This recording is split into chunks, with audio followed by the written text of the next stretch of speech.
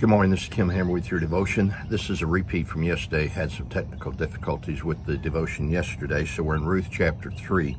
We find that Naomi is wanting to get Ruth married off. However, she doesn't want her to marry just any old guy. There is a process in place that she wants to follow because she knows it will bring God's glory by her waiting for exactly the right person that God would send her way.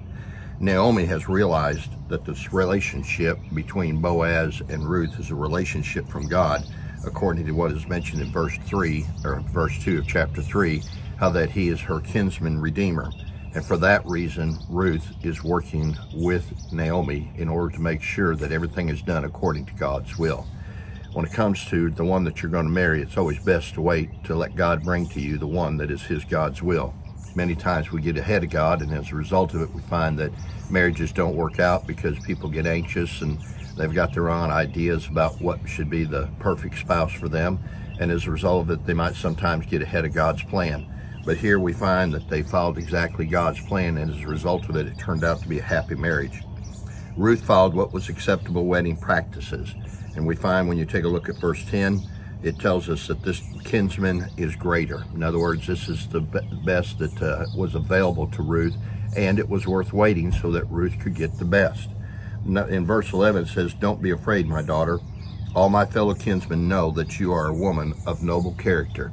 And one of the things Boaz realized about Ruth was not only was she beautiful and not only was she attractive, but also she was a person of noble character, because of the fact that he had seen her work in the field and the way in which she carried about herself, her mannerisms, the way that she conducted herself like a lady around him.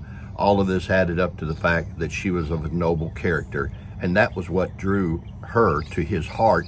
Wasn't so much that she was a beautiful woman as much as it was that she was a woman of noble character. Ladies, if you want to draw the best, be a woman of noble character. And also, don't let it be known that a woman came to the threshing floor, because what happened was she went down there in the middle of the night because he had been down on the threshing floor, and she laid down at his feet. She didn't get in bed with him. She laid down at his feet, uncovered his feet, which was part of the traditional custom back then. And in the night, the Bible tells us that he became startled and woke up and realized, and he said, who is that, or who are you? And she says, "It is Ruth, your servant." And she said, "Cover the corners of your feet and cover me as well." In other words, accept me as what would become his wife. And he did. Got up the next morning and they went about their ways.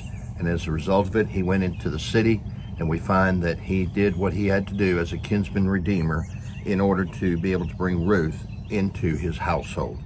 We'll pick up there on the next devotion.